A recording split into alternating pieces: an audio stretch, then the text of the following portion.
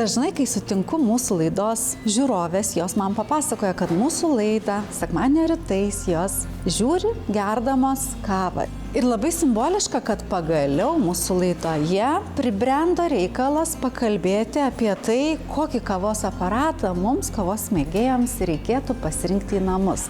Jūs kaip ekspertė atsakykit mums į šį klausimą.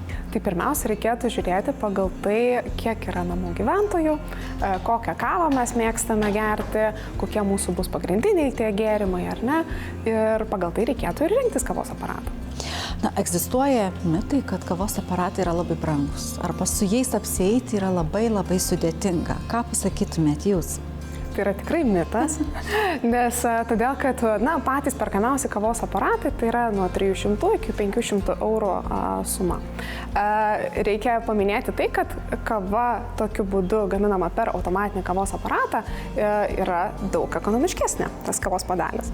Tai tikrai susitaupo nemažai pinigų, ypatingai jeigu geriame kavą kavinėse, jeigu geriame kavą degalinėse, tai labai greitai tas kavos aparatas atsiperka ir sutaupom ir šeimos resursus. Patys kavos aparatai tikrai nereikalauja daug priežiūros, nes jie yra jau automatizuoti. Yra taip pat paprasta naudotis, kaip ir išmaniuoju telefonu, ar ne, kada visa informacija yra pateikiama ekrane ir mes tiesiog viską ir darome, ko mūsų prašo. Užsiminėt, kad aparatai dabar dažniausiai yra automatiniai, ar ne? Tai, kaip sakot, nesudėtinga juos naudoti. Kuo pranašesni automatiniai aparatai, lyginant su paprastais?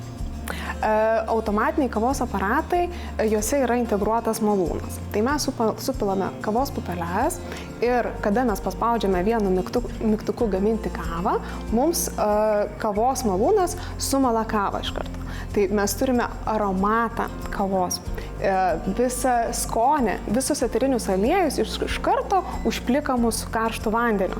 Tai tikrai galime pilnai gerti skanią kavą ir išnaudoti jos visus privalumus. Skoninės savybės pilnai atsiskleidžia tame kavos puodelyje. Tikrai galime susibalansuoti būtent tokį kavos puodelį, kokį mes norėtumėm gerti.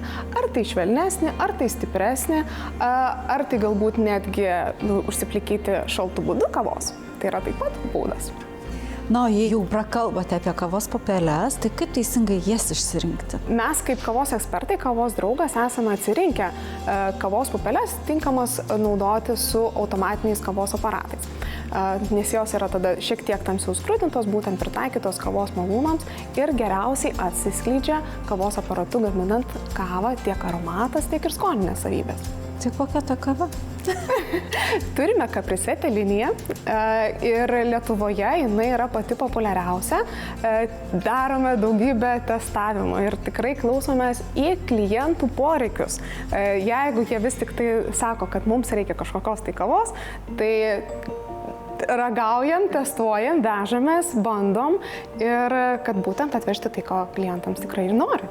Na, kavos aparato priežiūra. Ar jis sudėtinga? Tikrai ne. Žinoma, reikia išsipilti vandens, reikės įsipilti kavos pupelių ir kiekvieną dieną ištuštinti tirščius. Bet visą kitą kavos aparatas paprašys kartą į 2 mėnesius ar panašiai, priklausys nuo to, kiek jūs geriate kavos, išvalyti, bet taip bus viskas labai paprasta, tiesiog paspaudus keletą mygtukų.